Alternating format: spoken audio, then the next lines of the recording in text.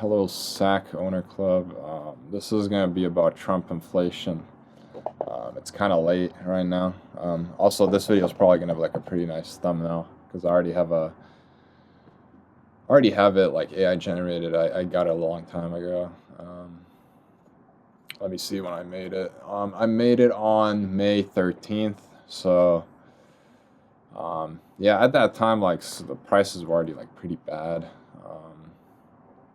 Like a lot of stuff like inflation wise that I was looking at was like the memory stuff that I already made the video about, like why Apple had to raise their memory prices, but basically because of that. So like a lot of stuff that like we don't make in America, the price of it went up a lot. And even some of the stuff that like we have companies make it, but like we don't make it domestically. So like what's been pretty bad is like computing parts and things like that. So like inflation with that. I had the memory video, but I was also looking at CPUs. So there's like a CPU that I have that I bought in 22, and since then it actually kind of like went up in price. So you could buy it used for less than what I bought it for, but to like try to get something like equivalent to that, brand new it would cost more than it did when I bought it in 22, and that was like 4 years ago. So yeah, like not really getting much with like the Trump inflation because yeah, I mean you just kind of like even if you're getting like the same quality of things that you wanted before, like you're ordering the exact same thing, like the price of it is just gonna be jacked up. Like the main reason I made this video actually, I made some notes because I wanted to make this video earlier, but it just keeps getting pushed aside because like I don't really have like my own place to like make videos. If I had like my own place to make videos, that'd be like really cool because like I would have like a lot more privacy and I could just do what I want. But like the main reason I wanted to make this video is because like I was ordering stuff on eBay and like in 2025 I would go to like charity shops. So a lot of times they would do sales on their inventory. So you would be able to get like a discount on whatever they were selling. And a lot of times you would be able to get like maybe like 25% off, which is like pretty good. And also like these are charity stores. So a lot of them they were selling like items under $5. I mean simple items like video games or books, but yeah, but like they were selling stuff for like less than $5, and a lot of times you can like bundle it together to get a free item. So I did that a lot, and I have like a pretty hefty like book collection and things like that because of that. I still haven't like really gone through all the books, and I got like a lot of retro games out of that too, which is pretty nice. But yeah, like I was ordering stuff on there, and I was supposed to get 20% off from this seller that I was like gonna order from, and I did order from. But yeah, I was about to get 20% off, and mid order it changed to 10%. And I realized like when you get that discount, it even tells you that like the terms can change at any time. So it says 20%, but honestly, like while you're ordering it, if you're not quick enough or if you don't like pay attention to it, they can lower that discount, which is what happened to me. So instead of 20%, I only got 10% off. And then afterwards, I kind of like looked into the price, like the items that I bundled together. So like after tax, it was like $20, a little over $20, and it was like let's say it's like $6 to $7 an item, so like two $7 items and one $6 item. That was after the discount. So that's already a lot more than like what I was used to before, like even in 2025, like over a year ago. Like I was able to get stuff under $5, like especially if it's, I mean, like I said, if it's like pre-owned and like it's from a charity shop, and a lot of times like you get that like buy three get one free discount. Like with that, it's like pretty nice, and you're able to get like a lot more value. But like this time around, like the base price was already higher, and this place that I bought it from, it's like usually it's like not the place that I use, but yeah, I was like planning for the 20%. They cut it to 10% while I was ordering, basically. So because of like AI and dynamic pricing, essentially they like got me to pay more because they, I don't know, some sort of algorithm, but I mean it's kind of like unethical when like you're trying to like order something, especially when they're like forcing you to like buy multiple things. So like I had to order like at least 3 things to get the 10% off. That was supposedly 20% before. So I was more excited about the 20%, but then like I saw it go to 10%. I was like, well, I just want to order it, so I ordered it. I ate the loss. I wasn't like great to eat the loss, but whatever. And after the fact, I did look into it a little bit. As I mentioned earlier, I did look into it a little bit, and like some of the items were cheaper, but I mean, I would be saving like a marginal amount of money, and at that point, it was like a convenience. Like I was paying for the convenience at that point of ordering it. But if I was like really, honestly, if I knew it from the get go that it was 10%, I probably would have acted differently. But you could say that was, I don't want to say impulsive, but maybe I was already like looking at it a lot, and I was kind of like invested into getting like that order specifically. Like one reason for that is like one of the items I did have to order, and then the other two were more so just like situational of like, oh, I could add that on, and then I could get something that maybe I like, but didn't necessarily plan on buying beforehand. But yeah, I mean that's, I mean because of that, basically I'm out of like 20 bucks. And I did get something out of it, but like my whole point of it is that, you know, if I ordered it a year ago, it probably would have been like 15 bucks. So I mean that just has to do with inflation. Like right now they're saying 4%. I mean that's bullshit. There's no like inflation that's at 4%. The thing about like the 4% inflation is like they do so much cooking with the inflation numbers is that it kind of like doesn't matter because like that 4%, well, it is like your kind of like best bet of information you have. Um, the more important part is like to look into like what parts are going up or like individual items. If you think that's important, because like the way that like the America measures inflation, it's I don't there's no like easy way to describe it. Like it's meant to be like reflective a little bit, but it's like very obscure in the way that like they define it in a very specific way, and they can also like change the definition at any time. Can't really change it like retroactively. So if you already like took inflation numbers and then you like go back, it's kind of like hard to redo the math that way. But they could just say one inflation number and then they can change the basket of goods that they calculated with for like the next period that they calculate, for example, like next month.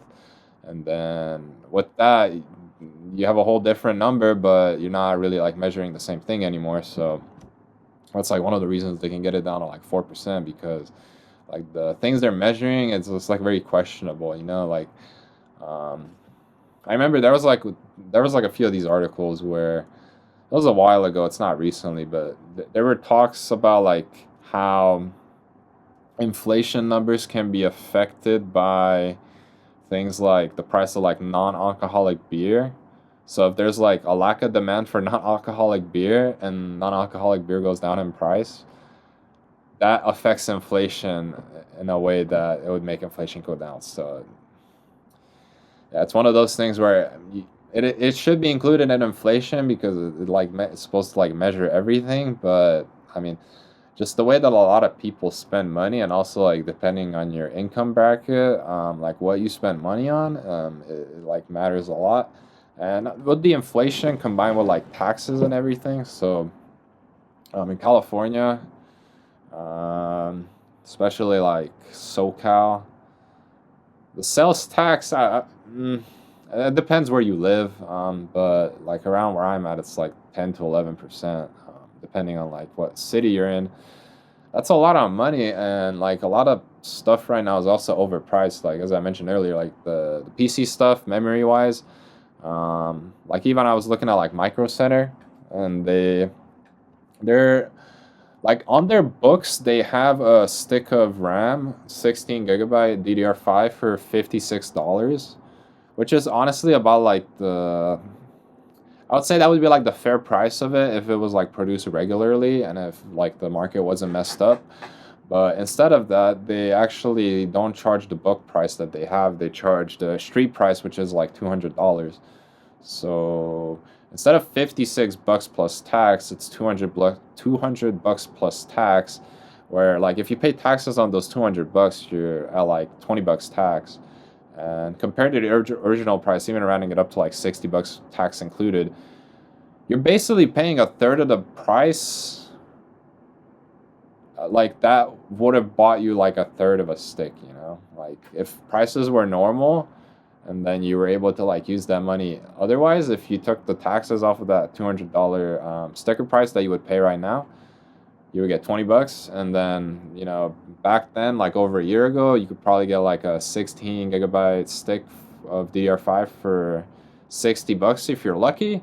And, you know, you're basically paying 33% in tax for that on top of like the inflated price. So based on the original book, it's $60. The tax on the street price is $20.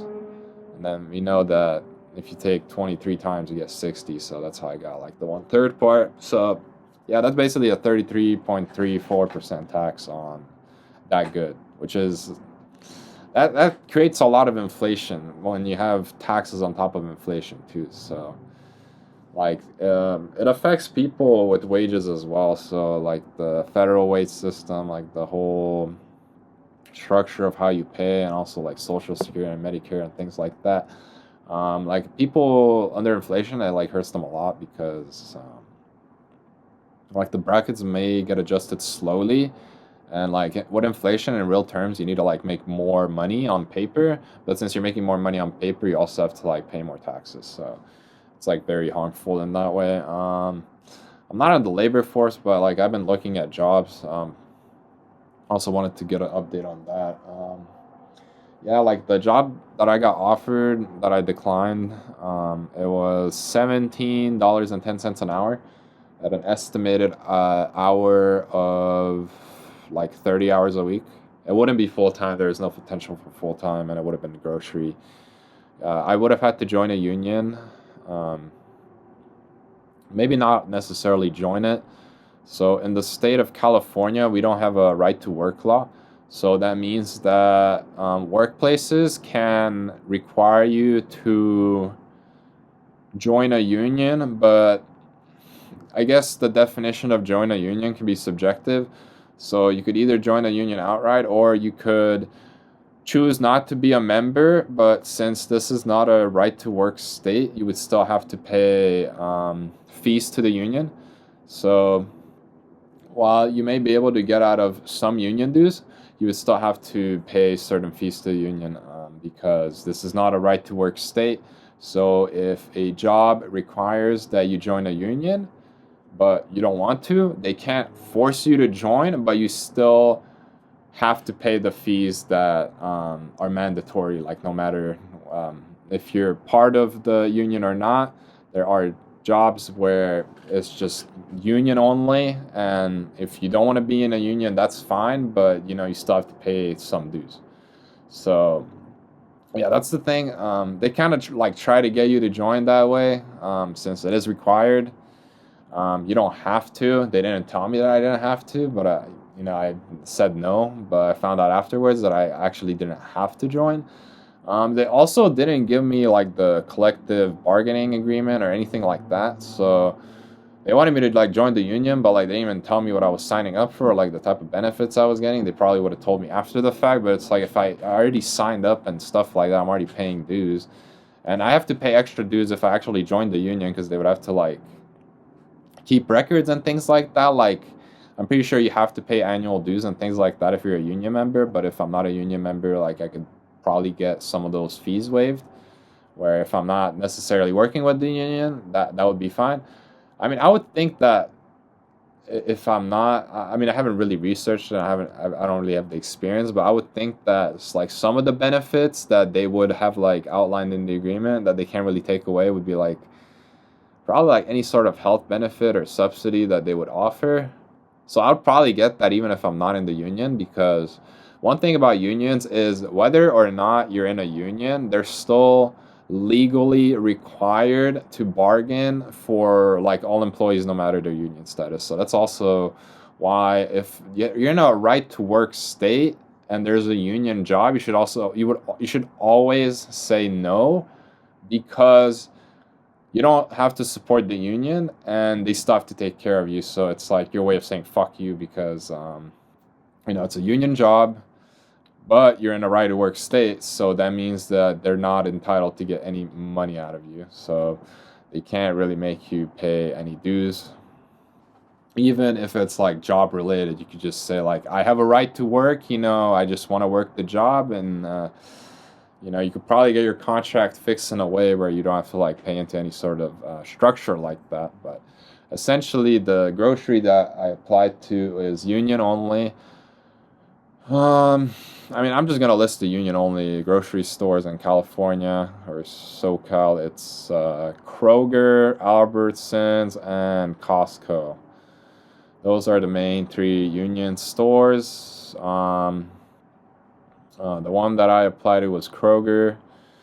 I'm not really gonna like name drop the location, and I'm gonna like try to be like respectful. The location was kind of worrisome. It's like I didn't really like the culture they had there, so that was one thing. I'm voicing that respectfully. Regarding like the interview process, I guess like the people that I talked to, they were like nice in a sense. There's no major complaints, just other than the fact that I didn't really like the place. But yeah, other than that, even though they're in a union, like I didn't really feel like I had any different experience. And if anything, I would say maybe they were like a little bit more organized. So even though like it wasn't really like what I expected, they still had like pretty like good organization. But yeah, there's just like weird vibes there. And also they had a negative like shrink rate.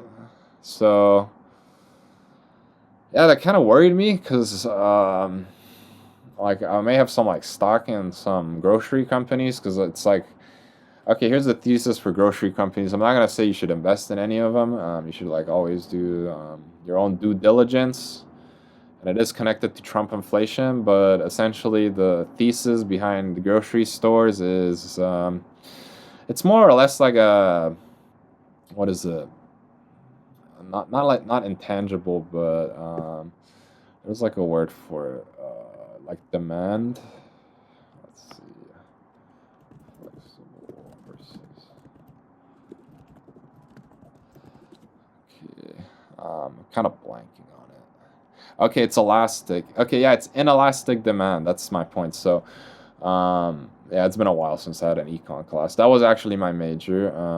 I would like to get a job in econ over bagging groceries, but I'll finish up the bagging groceries part. I still got to talk a bit more about that. But essentially, the thesis behind these grocery stores is groceries are kind of like inflexible demand, like gasoline. So, like, no matter the price of groceries, like, you more or less have to eat. And depending on where you live, you also, like, don't really have a choice of where you can shop.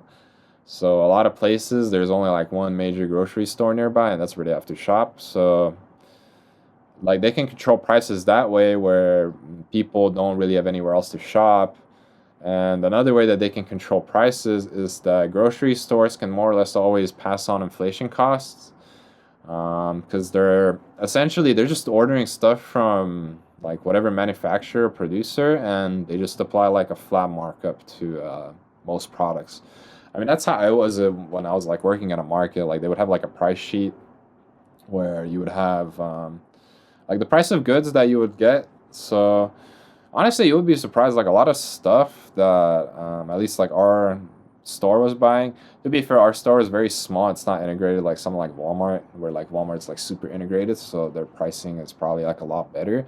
But like one thing we noticed, or like at least I noticed, mostly me, because I didn't really talk to anyone about it. But like the price sheet, like a lot of the prices would be like a lot higher than you would expect, and also the margins were like pretty good. So it was like a market, and it was on a college campus, so like the pricing power was there of like, oh, you have to use like the dining money that you have from the college, so it was priced in such a way.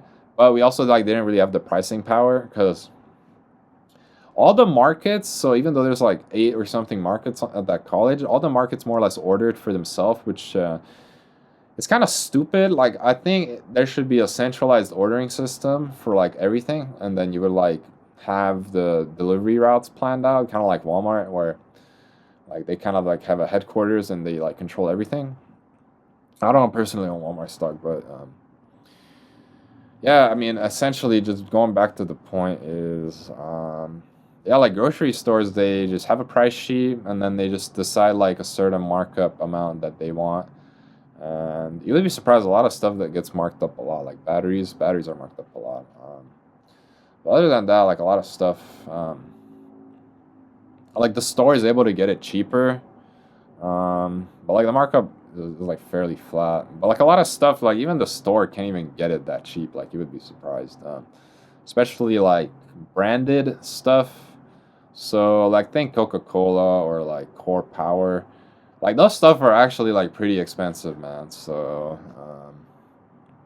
yeah, like that's like the thing with Trump inflation is like the prices are just going crazy, and like a lot of it is because of like the branded stuff that's like already like generally more expensive, like things like Apple products. You know, like Apple products are generally like pretty expensive, so if like inflation happens there, like it's actually gonna be felt like a lot more since it's kind of like already like a luxury good in that way.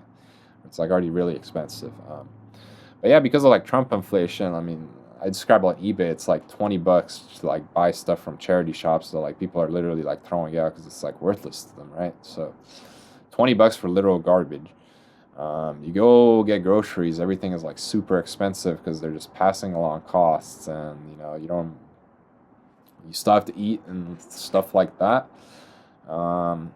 Regarding like groceries, like the best way to like fight that, it's just like kind of like shopping around for deals and like trying to buy everything last minute.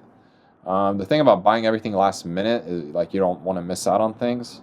So you still have to like set out plans of like how you plan on buying things because especially recently, like a lot of deals can come and go. Like even on eBay, I was gonna like buy some toothpaste. I was like a bit skeptical, so I was like waiting a little bit, and I was gonna order it, but then like they were giving me a 30% off, but then eventually they stopped running that promotion. Like same thing with like the 10%, 20% is they just sent me that 30%. I was like, oh, it might be good for a while, but like a couple of days later, I check and it's gone. I wasn't able to get that, and then yeah, because of that, like the price went up a lot more. So honestly, I didn't even bother ordering that toothpaste because I still had some, but it would have just been nice to have some more. But you know, whatever, I'll just order when I run out, and you know, at least I'll have fresh toothpaste. But yeah, things like that. It's like you really gotta like watch out for groceries. Just look at like how much things cost depending on where you go. So I like strategize where you buy what. Try to like minimize the cost of whatever you buy. It just adds up, like those dollars that like you just lose to inefficiency.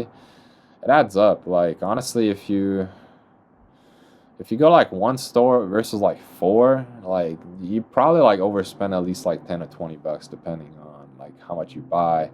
And like a lot of places, that's like people work like 2 hours for that. So you know, it's a lot of money. Um, but yeah, also going back to like the wage that I was offered for that union job, I also want to like touch on that. I'll see how like the voice mixing is for this video. It might be like pretty bad. I don't know. I did like rewatch my old videos to like try to see how the voice is. I mean, I do have a bass boosted and stuff like that because this MacBook Pro microphone, it's not really the best. Also, this camera is like 720p, even though it's a 2021 laptop that costs over $2,000. But you know, budget reasons, they put a 720p camera in it because, hint, hint, even though this is a $2,000 laptop, it's actually filled with salvage parts, more or less, like bin parts, as people would call them. So essentially, bin parts are stuff that like the manufacturer, they kind of like aim to make something, but it didn't work out. So this is like a really high quality bin product. I mean, what I think happened is like they were focusing on like the enthusiast build, and then just had like some scraps left over from the PC department. or stuff that like didn't quite make the cut. Because a lot of the components here are pretty good, but like it's fairly obvious that they kind of just like, you know, had a broom, you know, scraped together what they could off the floor, and they made this laptop. But yeah, going back to like the union job that I offered, so a grocery store. In context of Trump inflation, everything is like really fucking expensive. 17.10 an hour. I gotta add another thing to the thumbnail. I'm gonna be cooking on this thumbnail. It's gonna take a little longer, but yeah, 17.10 an hour, 30 hours a week, so 1,500 hours. Before tax, that is $25,000 and well, $25,650 per year. It's a little bit more than 2K a month, but it's not full time. It does take your entire year to earn that much, so that would be after a year you would earn about 26K.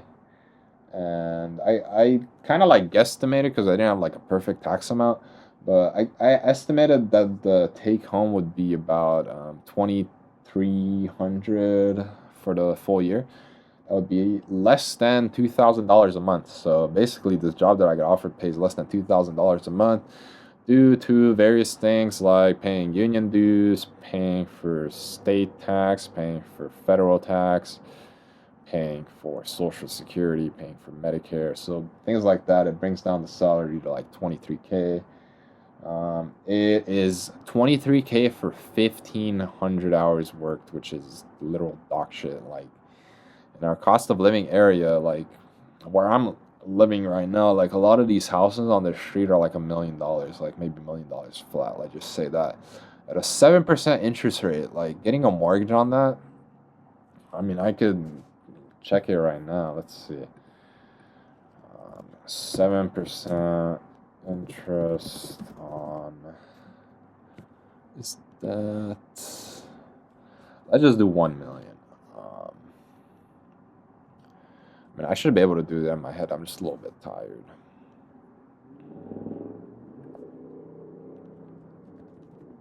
I also have to do it like, I have to do it 30 years. Yeah, so the estimated monthly payment is $6,653 a month. So to live in this area where I'm working, I need $6,653 a month just for the rent. It's not counting property taxes. It's not counting turning on your lights. It's not counting water. It's not counting anything. It doesn't even count cooking for making food or taking a shower, anything like that. So basically, it's like $7,000 a month. It doesn't even include property tax or anything, and I'm slaving away full year for less than 2K a month. So it's like, what the fuck? Why even try, dude? Like at that point, just be unemployed, be a vagrant, you know.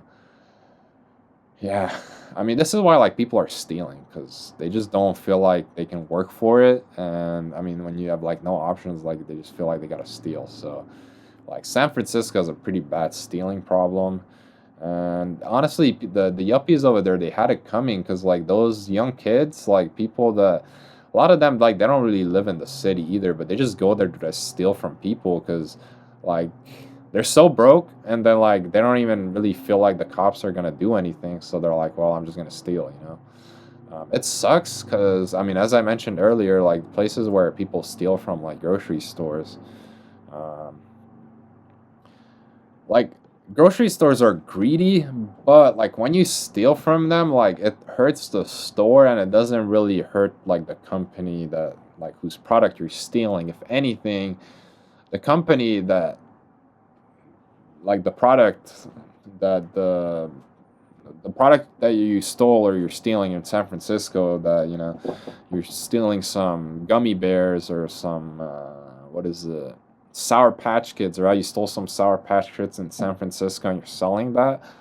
I mean, you're just stealing from the grocer. I mean, that's shrinkage, and then because of that, they're probably gonna have to like close stores and stuff like that. But I mean, people don't care over there because it's like, you know, the price of living, you know, the cost of living is so bad. Like in San Francisco, I mean, change that million to a 2 million, and then, your mortgage amount is like 13,000 a month, and over there, like the wages ain't much better. I mean, I'm pretty sure that you would get offered that same type of job paying like 24K a year. So you're paying someone 24K a year, like, let's say after tax. Let's be generous. Let's say you somehow managed to make 24K after tax.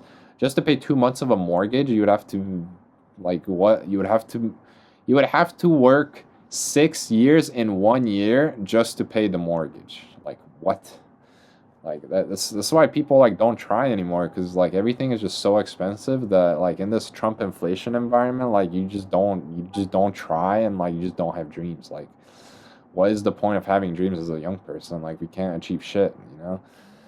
Like houses, like if someone like genuinely asks me if like, oh, should I rent or should I buy, and like they're the same age as me, I mean, we have to rent because there's no way we're gonna get money saved up for a house, and even if you did, there's literally no point of doing it because historically, in recent times, maybe not historically, but in recent times, like 5 years, renting has been cheaper than a mortgage. And the argument is you don't get equity. Well, who cares? Even with your equity, you have to pay property taxes, utilities, and all that. And people nowadays, they don't really have the stability. Because like I have a college degree, I've been unemployed, or not really unemployed, but I've been like trying to get a career in my field for not over 400 days, but I mean it's kind of going over almost to that 400-day mark. So I've been trying to like look for a career for over 400 days, and I can't find shit. Um, just because like where I'm at, like they don't really invest in that sort of thing.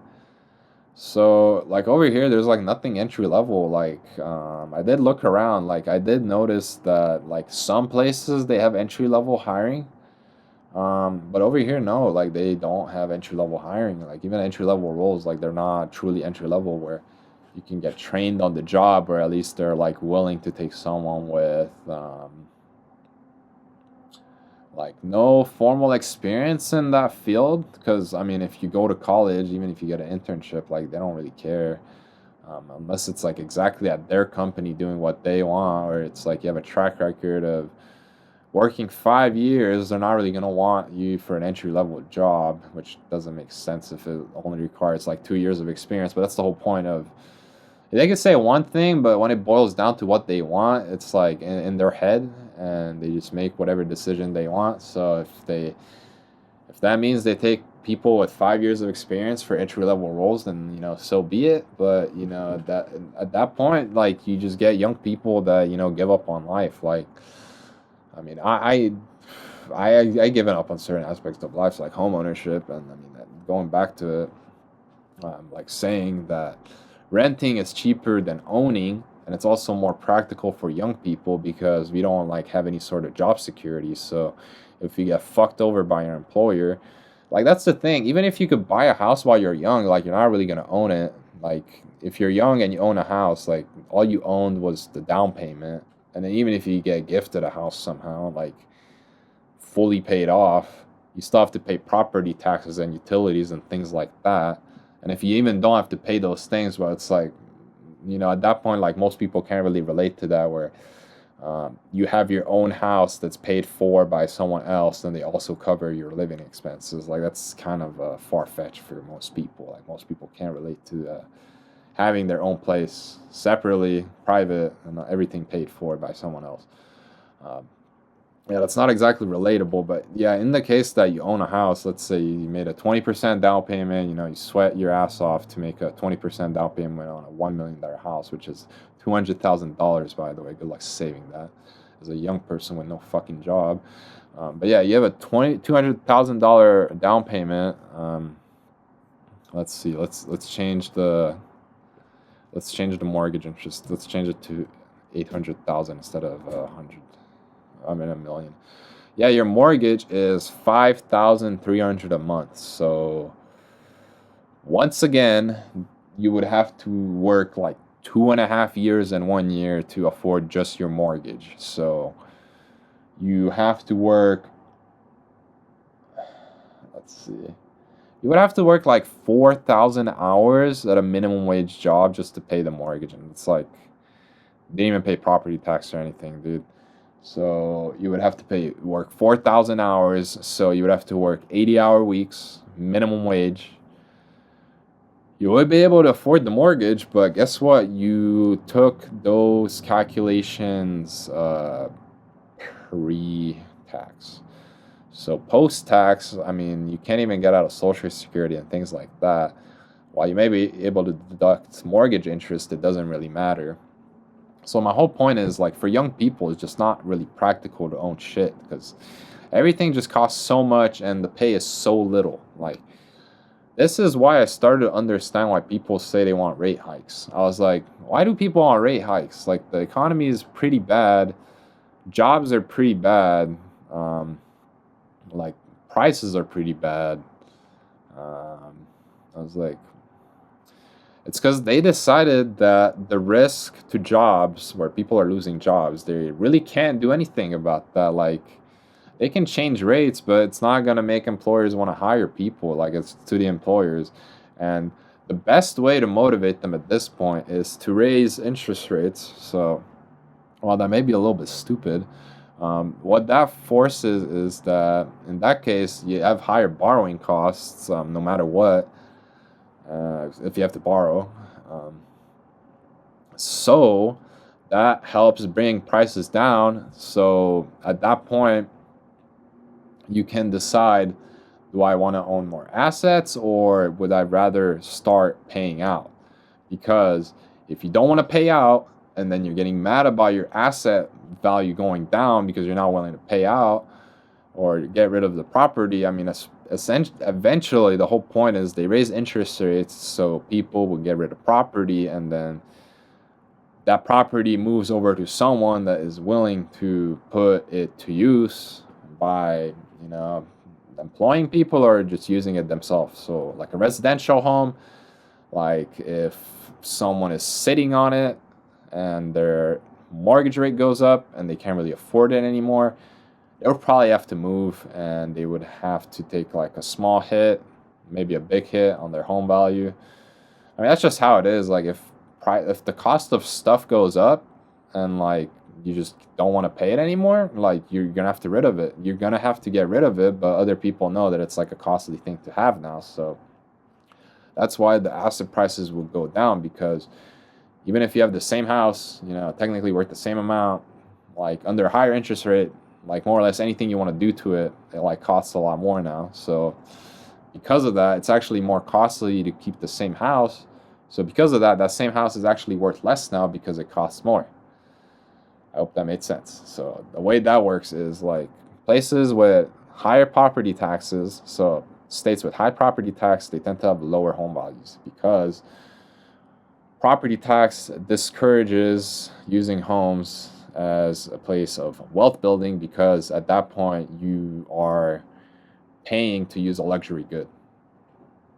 So even with cars, like young people, I mean, a lot of them, they don't really even get motivated to get a driver's license anymore because they feel priced out of cars. So like people like that, they just use public transport or whatever they can do, or they just ask family or friends for favors. In my case, I actually had to drive. I didn't really have people like that just driving me around like that. And, I'd had to drive long distances, so at some point it just became more practical to drive. But even nowadays, like I don't really drive that much, and it's like kind of hard to justify like the cost of entry and maintenance costs of having a car.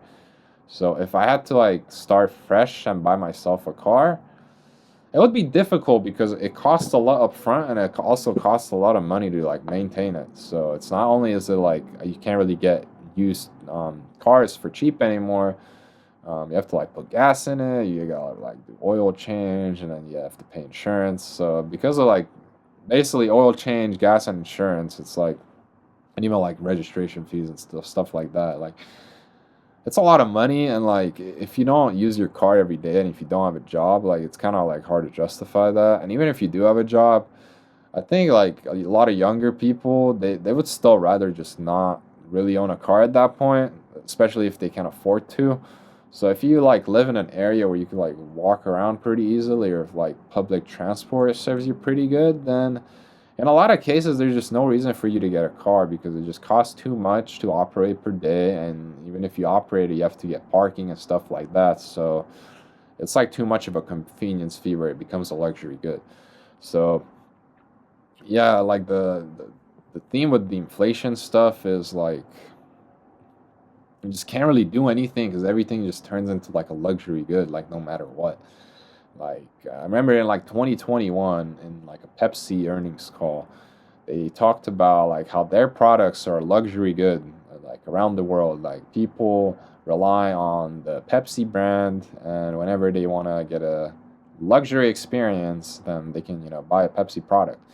And that's really how it is, honestly. Like Pepsi is a luxury product because, like, compared to water, I mean, there's like sugar in it and stuff like that. But like the main reason Pepsi costs the amount it costs is because of the branding and like whatever formula it has in it. Like it doesn't really have to do much with like the actual components inside, right? So because of that, it's kind of like a luxury good where it's not something you buy out of necessity, but it's something you buy because you like or because you want it or because someone convinced you. So yeah, like a lot of stuff in life is like becoming a luxury good, especially for like younger people in this Trump inflation economy. So unless you're like fortunate enough to like have a stable, good paying job, or like you don't really have to fear about like getting fired. I mean, some people don't. But even then, I would still like avoid that pitfall of just like staying with one job but like not really developing skills or anything. Because at that point, like you're not like you're still more or less just like not free to do what you want, and like it's gonna affect your quality of life at some point. Because you do make more money, but like if you can't really enjoy yourself and like you're just spending it on like stupid stuff, like you know you work like 40 hours or 30 hours a week and you're like stuck in traffic, but you decide you need a nice car. Like, like you're gonna have to pay the monthly payment on that car, you're gonna have to pay insurance, you're gonna have to, do all that stuff, and you're gonna be like worried about it if it gets like dinged up or anything. So, it's like those people, like they have a job and like they have more stability, but I mean it's like up to the individual person to take what do they call it, to take agency. So it's one of those things where like you could have the setup for success, but I mean if you just want to fail, then I mean that's just how it's going to end up. And honestly, that reminds me of the boomers. So it's like one of those things where they genuinely just had an easier time in the economy compared to young people. Like they didn't have to like work multiple jobs, they had pensions and stuff like that. They didn't have to worry about like tax creep, bracket creep, asset price creep, because they're the main beneficiaries of it. Like before 1990, if you're already like at least 20 years old before 1990, I would say you had a pretty fair chance at life. So if you were born before 1970 or earlier, maybe even like 1965, if you want to like, actually no, it's the other way, before 1975. I guess if you're like born before 1975 or even before 1980, like you had plenty of opportunities to do what you want. Like even if you were born in 1980, by 2008 you were 28 years old, man. Like you could have had some sort of experience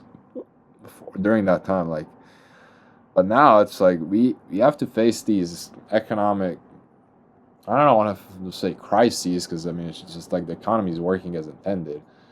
Um, but yeah, like you have this economy where like you can't really do anything. You're priced out. All the regulation doesn't help you. You have baby boomers constantly bitch and moan about not getting enough free money and free insurance and then just more free stuff and discounts because they worked hard for it by watching TV every day and buying whatever they saw on advertisements. I'm so fed up with boomers because they legit just watch TV and bought every single thing on advertisements. It's not even an over exaggeration. Like that's what they did because it was like so cheap in their time, especially like once they started offshoring the jobs. Shit was just so cheap. They couldn't resist it. Like, they were just spending like degenerates. Like, I really wish that, like, they were more, like, financially interested in their future, because, like, no one in my family did that, dude, and it's so fucking lame. Like, they had plenty of opportunity to, like, create some sort of chance for themselves by, like, investing or trying to, like, take responsibility for their financial future, but, like, they just choose not to, and then, then they complain and that, their life isn't going how they want to, but they're not, like, really willing to address it or just make any sort of, like, behavioral changes that would help address, living beyond your means, because that's what it is, like, when you just don't want to recognize how fucking poor you are in reality compared to, like, how much money you are spending and your aspirations for retirement. So that's another thing about, like, the Gen Z economy, under the Trump inflation economy, is like most of Gen Z, like, we don't really have any sort of, like, aspirations to retire in the way that boomers and Gen X do, because boomers and Gen X, they both, if not currently, I mean, Gen X, I don't even think they retired. It's kind of, like, way too early for them. But those two groups, they're relying on Social Security and Medicare a lot. Like, those two groups, they vote together. They just, whatever issue is discussed, they will vote together. Doesn't matter what it is. They could have I don't know, a bill where they're like, we are going to cripple every single young person, but you get a senior discount. They would honestly pass that bill. Like, I'm not even fucking kidding, dude. They would pass the cripple every young person but give old people more money bill. Because that's literally every single piece of legislation that passes in government. Like, Gen X and boomers vote together. Because of birth rates, they're actually a really big cohort where younger people can't really vote against them. Even if Gen X and millennials group up, we can't really vote against boomers and Gen X and the silent generation. We just can't, because demographically we're a lot smaller, because their generation, like boomers and Gen X, there was a lot of divorce, and birth rates also just plummeted because of, like, various things. Probably because of, like, all that divorce, but also just because of, like, contraceptives and things like that. So, like, people were able to, like, make decisions regarding, like, family planning and stuff like that. So also, like, it was becoming, like, more and more unpopular to have a lot of kids, because back in the day, like, you would have a lot of kids, even in the US. Like, it was very, very popular to have a lot of kids, but over time it became less popular. I think it's mostly because of the divorces, because like, boomers, they got married, but, like, they couldn't get along with anyone. I mean, if you ever talk to a boomer, you would know why that boomers can't get along with anyone, even themselves. So yeah, divorce rate's pretty high. Gen X, same thing. Partially because of the boomers. It's like, well, if you know, a lot of Gen X, like, their parents were probably divorced too, but I mean, I don't think Gen X is much better parents than the boomers. Maybe a little bit, but not much. You know what they say: raisins and turds, raisins and turds. You still taste the turd. So even if it has more raisins in it, I'm not gonna taste the raisins if you bite into it. So it's still a shit sandwich. But yeah, basically, like, that is, can't really do much because the older generations are a lot bigger. They have more political power, and all the people in government are also old. And it's like, young people are not credible because we don't have the experience. So we're just ignored, and a lot of young people, they can't vote because they're underage. So people below the age of 18, I mean, a lot of them, they're probably not even registered to vote at that point. I mean, I know at 16 you could, like, vote in some places, or, like, some elections, right? Like, you can vote, but that's, like, not as important as, like, when you're over 18, when you can, like, actually participate. But yeah, I mean, the Trump economy, like, just for old people, doesn't help young people. Very toxic. Price inflation everywhere. wage inflation doesn't really, it's not really real. The wages never really exceeded inflation ever since the pandemic started, especially if you take cumulative. So there is no real wage inflation argument for the inflation that we have right now. It's just based on greed and just bad public policy with the tariffs and everything. Like if you look at computer prices, like you're gonna be so angry. Like we've gotten to the point where like it's almost more practical to buy nothing and then just be like fed up than to actually buy anything, because like you're supporting people that you don't like, and then at that point it's like, well, I'd rather just not spend money and then just be unhappy that I don't have that new thing, boo hoo hoo. But yeah, I mean, that's what the boomers want. They just want more money, they want more asset prices, but then you just have generations of younger people failing in life because their parents and grandparents and whatever, the older generations, are just very self-absorbed, and they didn't really plan for the future extensively. Or they could have invested in their future by creating wealth generating assets like stocks. Like stocks don't depreciate generally. You buy a stock, it's gonna be pretty good. But then like buying stupid shit like clothes, especially for like women.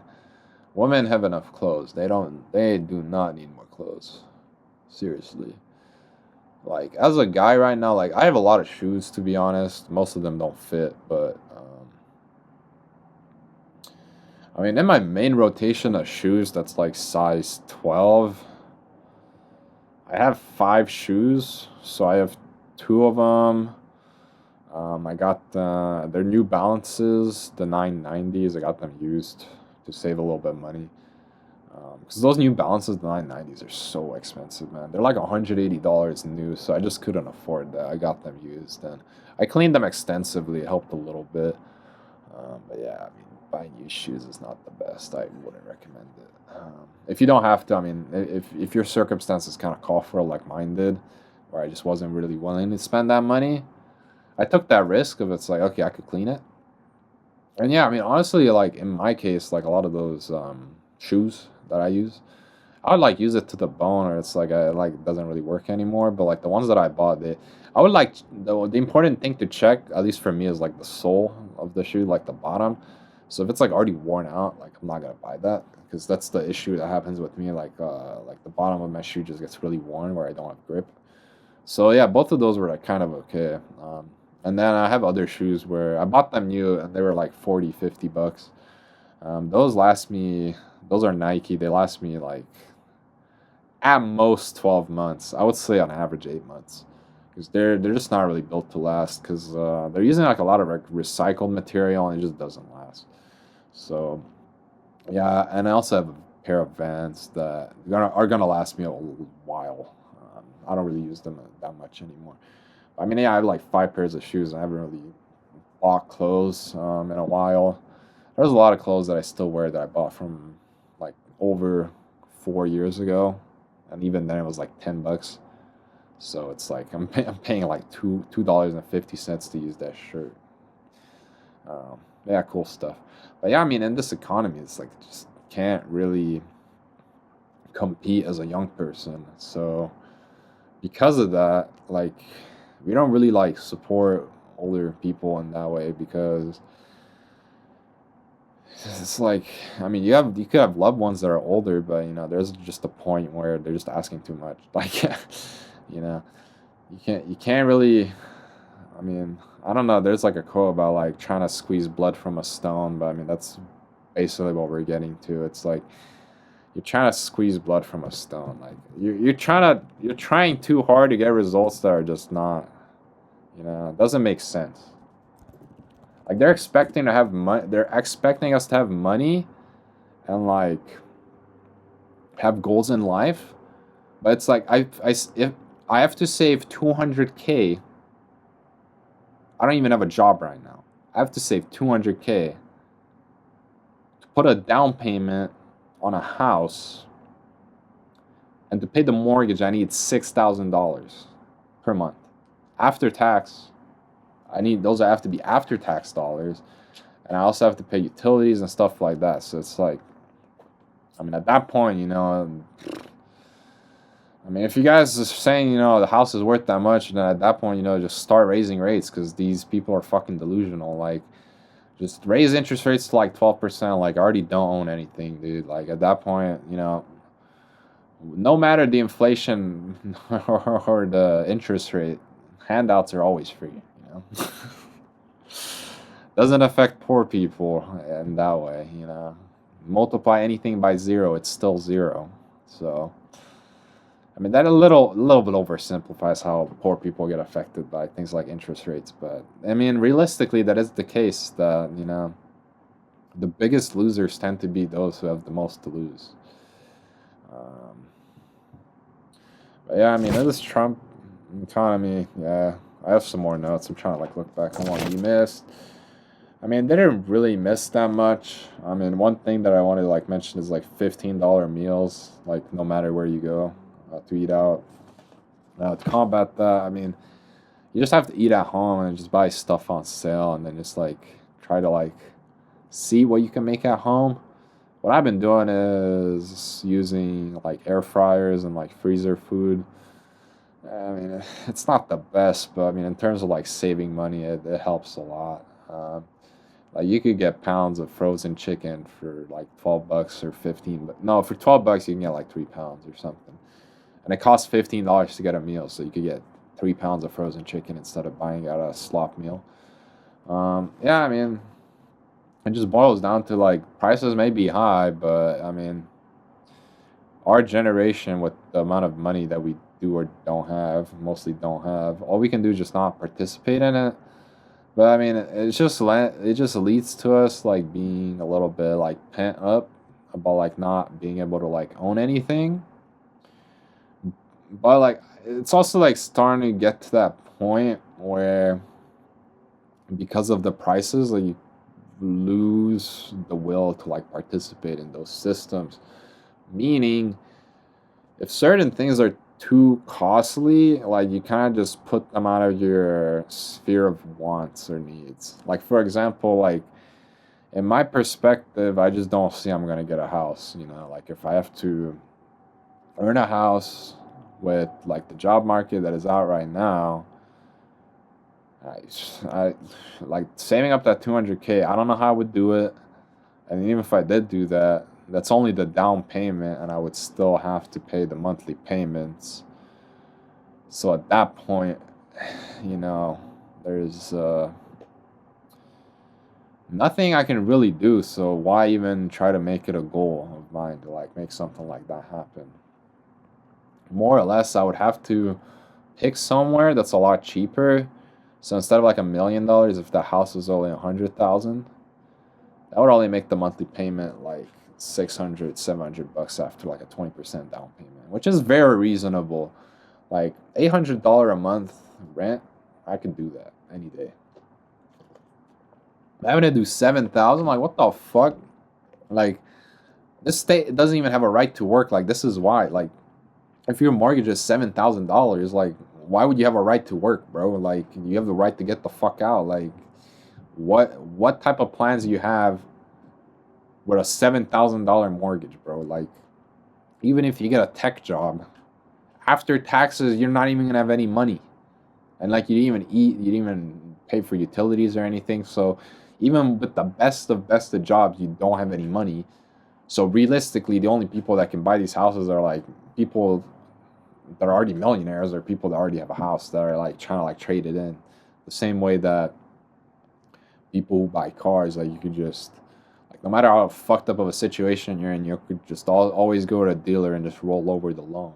So yeah, you could do that.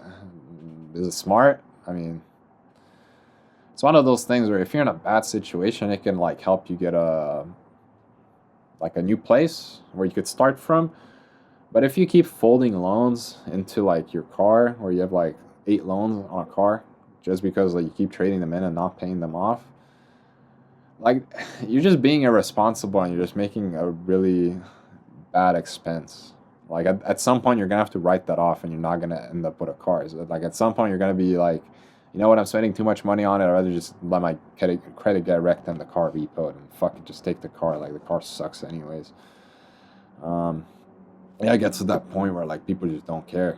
Um, but yeah, even in that case, like it's not that you can't like roll over loans and things like that on cars, but if you are trying to use it as a strategy, like you have to be very intentional and you have to like take it very seriously, which most people don't do.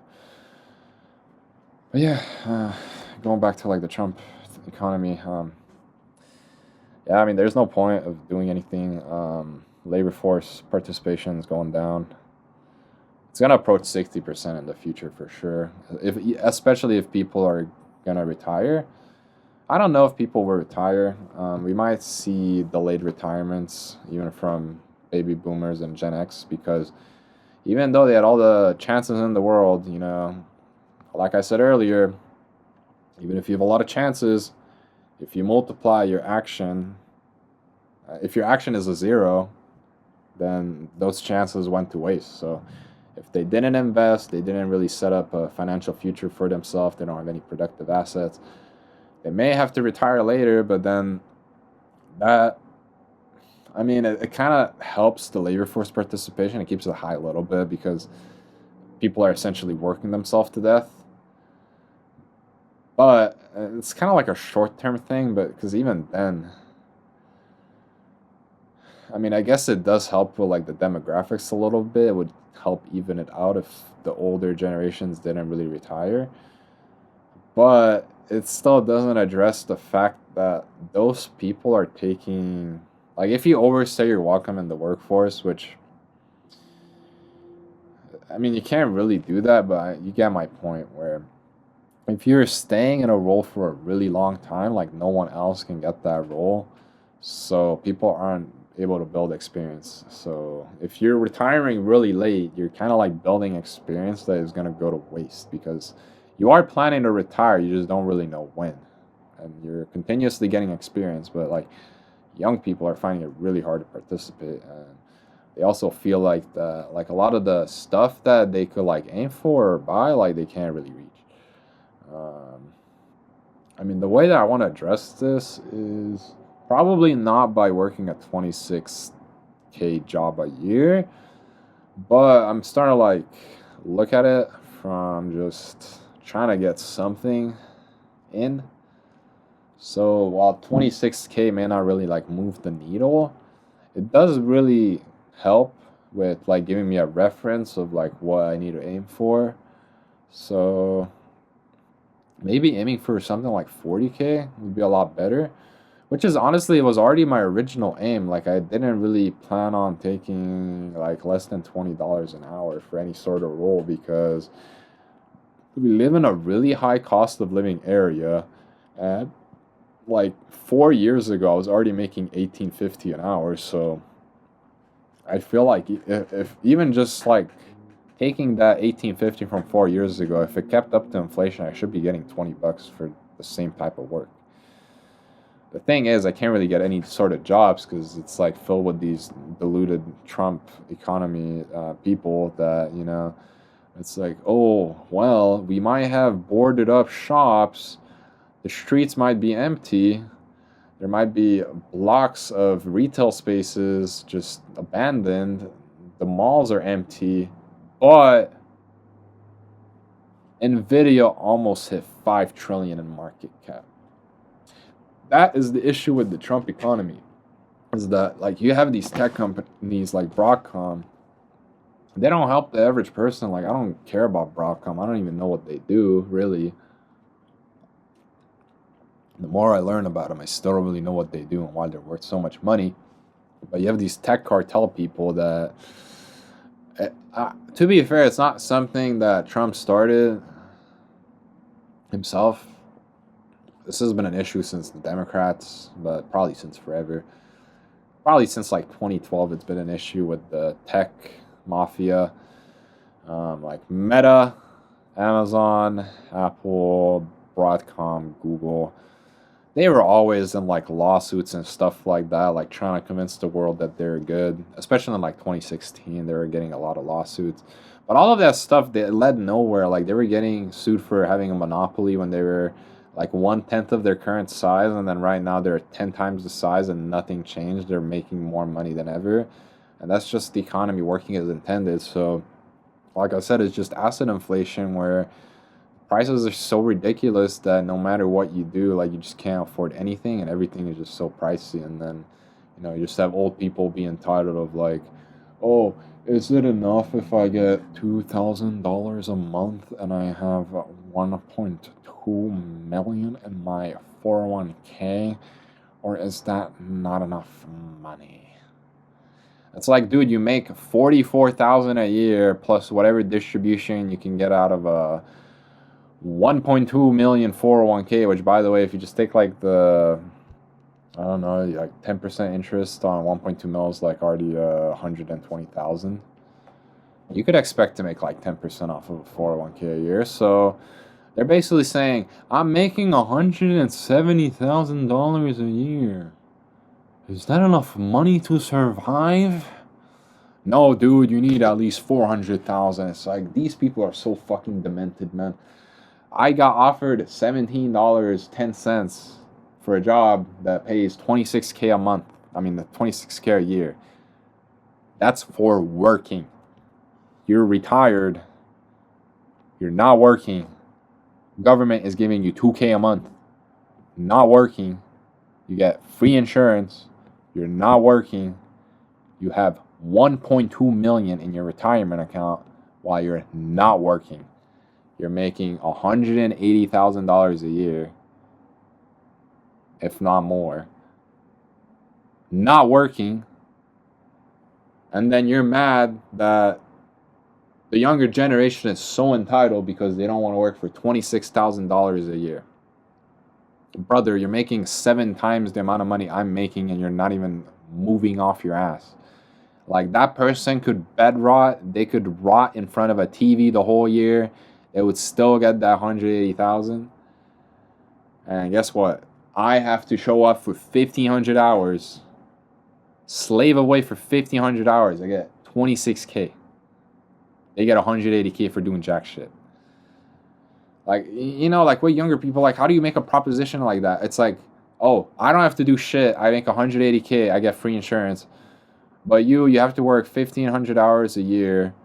You don't get insurance, and you're going to make 26K a year. And then you hear the retiree complain, oh, but 180K a year is not enough to live on. Then why are you complaining that you have a shortage of people that want to work for 26K when you're saying that 180K is not enough? Like, what? So you're saying that 180K is not enough, but then you're offering people 26K. Like, what is that 26K gonna do? Like, you can't even buy a car with that. Yeah, I mean, asset inflation is really bad. But like I said, it doesn't necessarily have to affect you. Like, sooner or later, it's gonna lead to the rate hike scenario that I previously discussed, where you have to hike rates because it's just unlivable for young people. Everything is so expensive that the only mechanism you can use to reduce prices is raise rates. That's all you can do. And with regards to threats to the labor market, well, we'll find out, because by holding rates, it's not like the employment situation is getting any better. And if we cut rates, well, I mean, is that going to help? Probably not, because, the employers are not going to raise wages. It's just going to make price inflation even worse. So the only move left is to raise rates. Like, I used to be a rate cut guy, but that was because I was really focused in on the labor market. So I was like, oh, we have to cut rates because there's people not working and they need access to credit and things like that. But at this point, I'm like, well, credit is what led to the situation in the first place. So at this point, it's better to raise rates and then just make it the government's problem, because they have a lot of debt too. So by raising rates, the government has to pay more money on their debt. So even the government has to make those decisions where they might start selling things off, or they might start to reconsider how some of the money gets deployed. Because if you have to pay more money, that takes away from spending, So that spending that gets taken out, you're essentially putting in less money by, getting rid of assets by selling them, or you're just hiring less people. So if we raise rates, government side, it should help trim costs a little bit, optimistically, honestly, because they could just keep spending and the whole situation gets worse. But it's going to hurt our credit worthiness if that actually happens. So by raising rates, we can get the government to be a little bit more fiscally responsible. And we can also get business owners to be a bit more proactive, because they're also not doing shit, because they could just sit on their assets. No pun intended. They could just sit on their assets and wait for miracles to happen.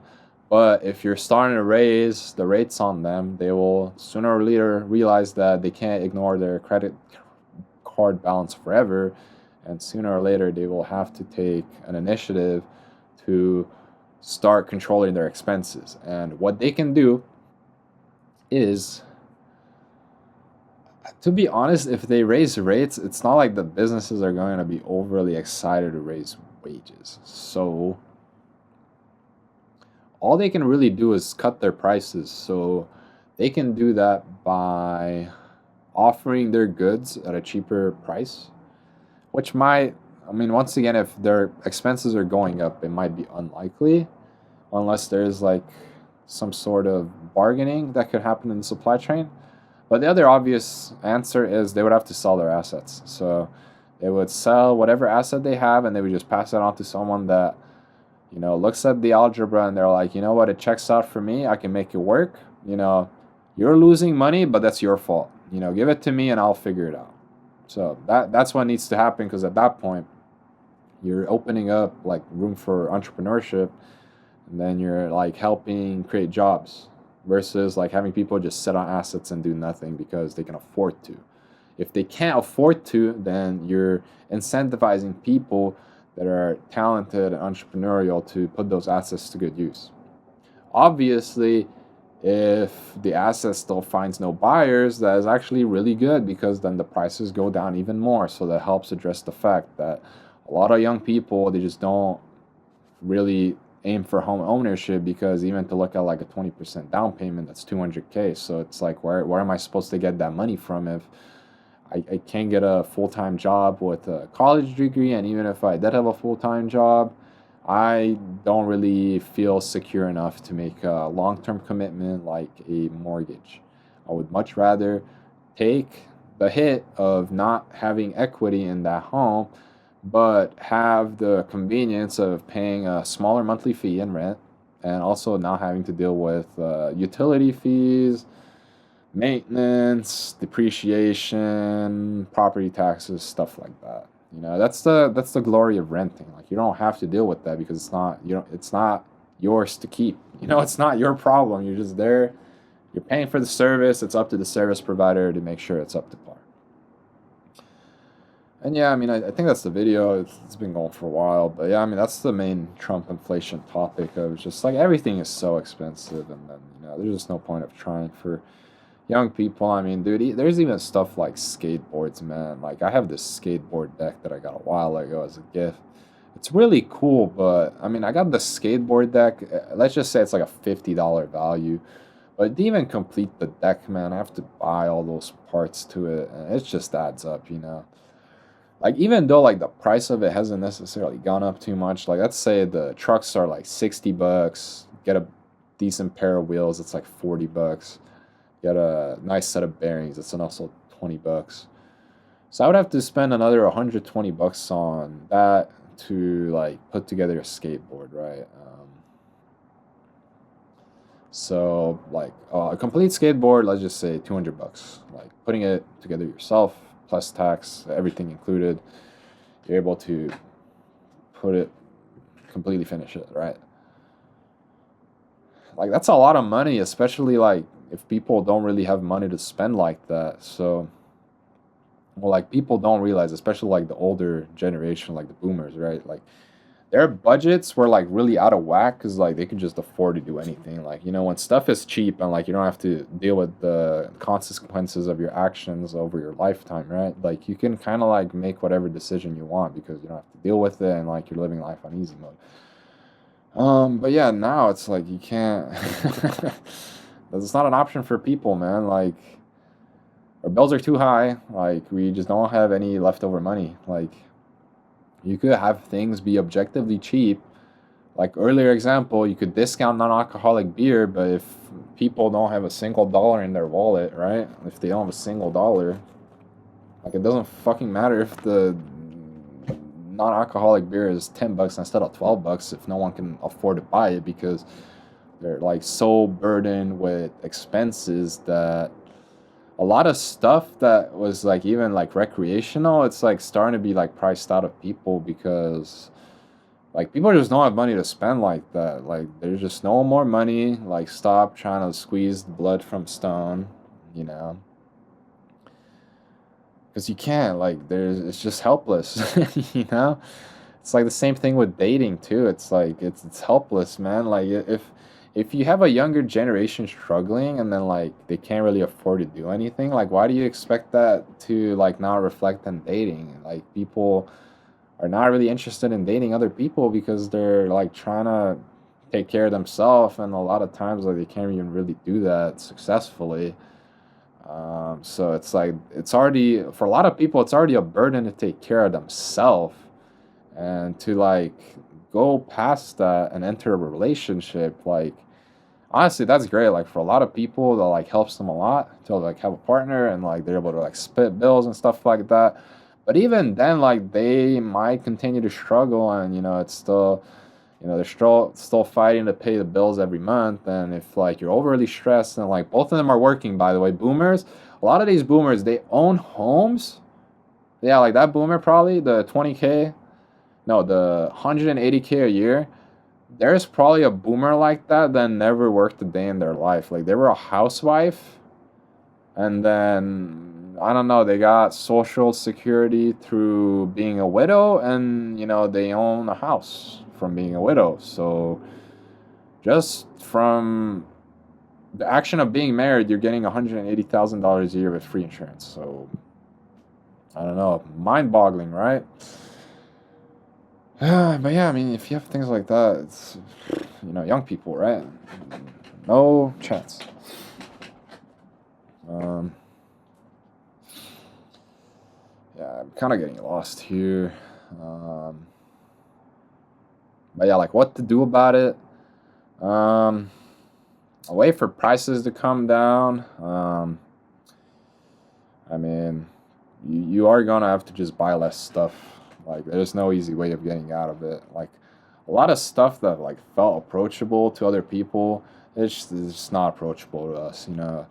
And I would just stop comparing yourself to anyone that's over the age of 30. And if they graduated, if they're class of 2023 or before, just don't listen to their advice regarding job market. Like they probably don't know what they're talking about. But if there's someone from like class of 2024 and later, I would say just like hear how they're.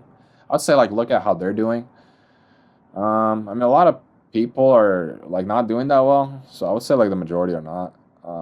There's like those few outliers that maybe like they got a pretty nice job, but even like a lot of those, like as I mentioned earlier, like just because you get a job, especially like as a young person, that it doesn't say anything about job security anymore. Like it's not really a word, or that's not really a word in our dictionary, like job security. So yeah, like people, some people are able to get nicer jobs and they get like a little better paycheck, but like boiling down to it with asset inflation, they still can't really do much. But essentially, that is the goal, to get a nice enough job where you can make more than, let's say, $26,000 a year, ideally more than 40K a year. So that would be a good start of like working a job where I'm able to make 40K or more a year. That would be a good start. Um, yeah, I mean, and then from there, it's just, you know, day by day. Like, that's all we can do as young people, man, because You know, to be honest, like I don't really think about like 1 week ahead, because like what's the point, man? Like everything is so expensive. If I think 1 week ahead, it's just gonna be depressing. So you know, you could have future plans and you could like plan for the future and stuff like that, but like don't. I wouldn't live in the future. You know, like live in the present and then consider like what you can do to set yourself up for success in the future, but don't like make plans for the future. You know, like, oh, I'm gonna own a house. Like, stop kidding, dude. No, you're not. You could hope, and if you're really set on owning a house, maybe you might have to ask yourself, how am I gonna get to that position? Because if you're a young person trying to save up 200K for a down payment on a house, to own a house, then you are very misguided. That is not going to happen as a young person. So what you will have to do is you'll probably have to move somewhere where you can get a cheaper house. But at that point, a lot of times your employment is tied to your workplace. So what are your plans with that? Exactly. No plans. So a lot of us are going to become renthoids. And yeah, I mean, a lot of us, we're just...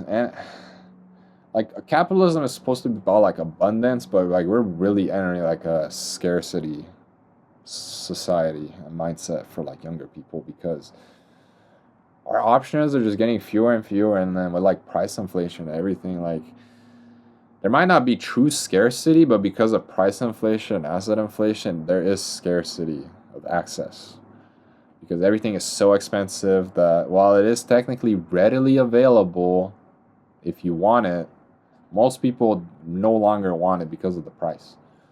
So they would like it, like it would be nice to own a house, but practically, like saving up 200K to pay a $6,000 mortgage plus property tax is just not something that young people can do. Yeah, but that's it. That sums up the video.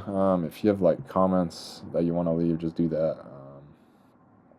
Yeah, I mean, I'll see what I can do regarding like personal life and more videos. Try to make another video later, or today, tomorrow, or the day after. I know I haven't uploaded in like 2 weeks. The last video was about the memory. But yeah, I like uploading videos. I've been having like more videos ideas lately. I would also like try to like provide updates on like what I was doing. Like I provided an update regarding like my employment situation, especially like hiring. That was like the small update that I had, that I did get a job offer, but it was 17.10 an hour, and it was like a lot of strings attached with the union stuff, where it would have like lowered my pay below that, and just doing the cost benefit analysis of having gone to high school, having gone to college, having graduated college, coming back. It's just not something that I aspire to do, to work for 26K a year. Under union leadership, where I know that I would have to stay there for a really long time to get any sort of benefit with regards to like seniority, and that was just not my plan. So yeah, in the foreseeable future, I try to aim for a job that pays more than 40K a year, and if I can't really like quite achieve that, I'll try to like find non-toxic places to work. So yeah, in this Trump economy, for like that last suggestion, I mean, what I can recommend is just like do something that you like, or just find a workplace that is enjoyable. So if you're stuck at like 20 hours max, at least like pick a workplace that you would enjoy. So just because the pay is not high, you know, that doesn't mean the work has to suck. And then vice versa too. Like just because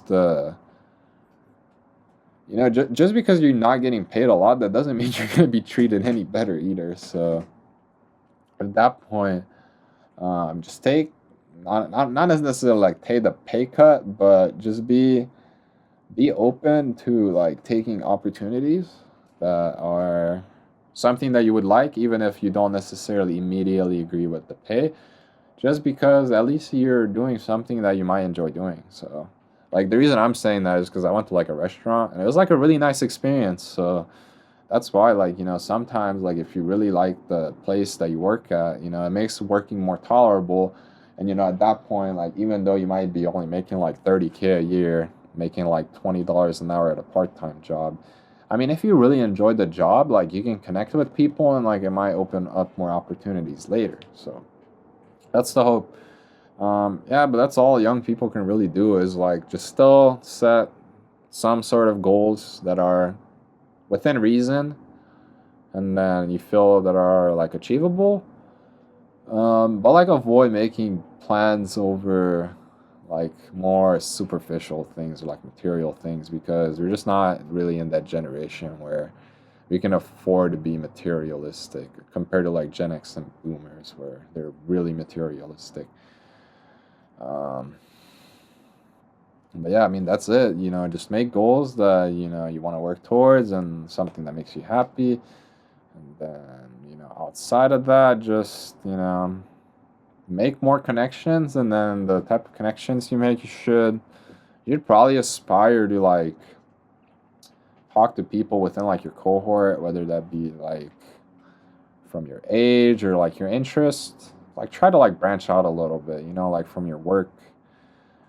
You could branch out with your work. You could talk to people at work. You could talk to people, in your age group. Like, I don't know, you went to school with them or college or whatever. Or, you're interested in a hobby. Like, you might want to, like, get into some sort of groups or, like, do more research on, like, how you can, like, do that hobby with other people or just, like, find a place where you can, like, share your interests with other people. So there's, like, ways that you can enjoy life where it's not as connected to the price appreciation part, but I would still like leave as a warning where you can't really like not participate in the system and then like expect things to change. So unfortunately, with the price appreciation, I mean, one thing you can do is like own assets, productive assets at that. So the reason you need productive assets is just because you own like an expensive asset, if it's not productive, like if it's like a house or something, or it's like clothes, then you can't really like get any sort of value out of it.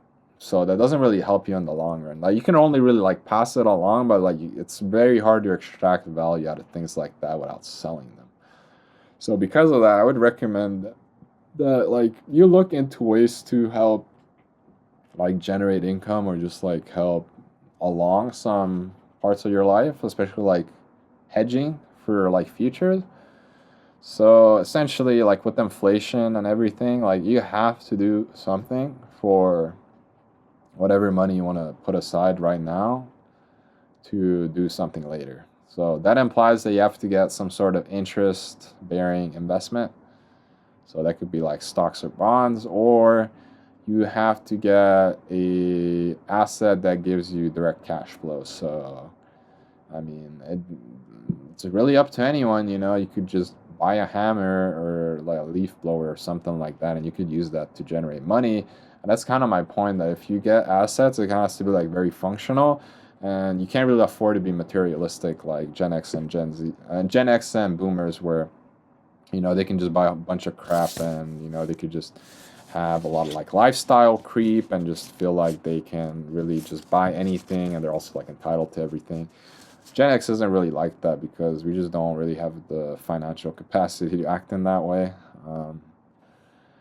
But yeah, I mean, yeah, that's all we can do. Trump economy, you know, ignore the boomer. Talk to people within your cohorts.